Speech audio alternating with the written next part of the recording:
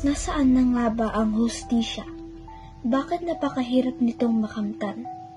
Kapag mayaman, agad-agad ang hukuman. Kapag mahirap, labis ang pahirap. Mga inaasahang pangako ay tuluyang napako. Hanggang dito na lang ba talaga tayong mga Pilipino? Gagatasan ng korap at aabusuhin ng nakatataas. Nasaan ang hustisya?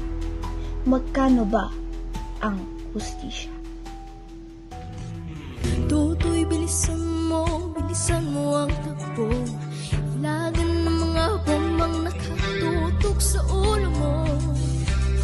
Tutoy, tumalon ka, dumapa kung kailangan. At pagkatamaan pa ng mga bala.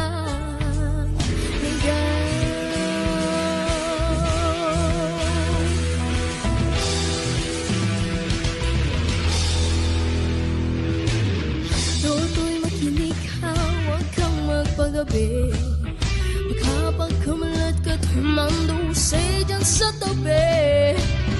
Totoy ang lama pa kung ano ang punot dulo nang di matapos-tapos na kaguluhan.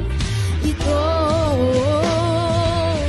hindi ulat law tunay na magkalaban. Ang kulay at tatak ay di siyang dahilan. Kahirapan at ang hustisya ay para lang sa mayaman. Habang may tatsalok, sila ang sa tuktok. Di matatapos itong gulo.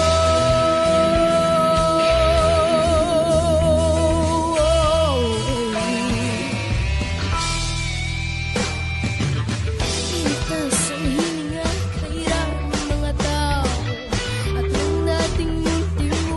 Ngayon sa mentalyo, Totoy, kumilos ka, baliktarin ang tatsulok.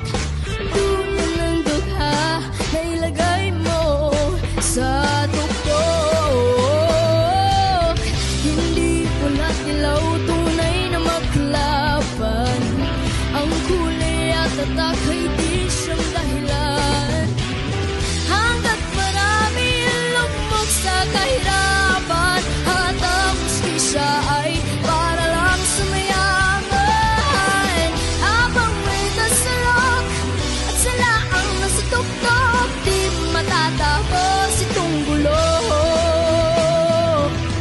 Habang may nasalok at sila ang nasa tuktok, di matatapos itong gulo. Check this out. Ito po itong paulit-ulit sinasambit ng lola tolo kung paano Pilipino dumanas ng mga dilobyo doon sa EDSA nagkaisa. Mga taong sawa na sa bulok ng sistema. Hindi ba lang ulitin ka na nag-isang data? Sama-sama puso disip sa layunin nila. Muling alalahanin at tingunitain sa serbos kabataan tuliran.